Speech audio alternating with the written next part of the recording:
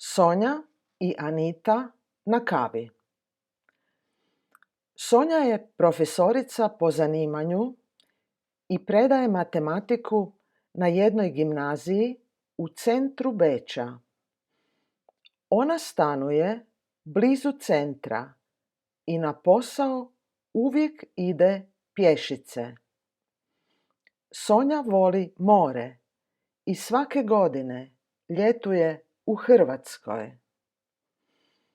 Sonja i Anita su prijateljice. Anita je pravnica. Ona stanuje daleko od centra i na posao uvijek ide tramvajem. To je vrlo praktično. Anita često putuje u Hrvatsku jer ima kuću u Dalmaciji.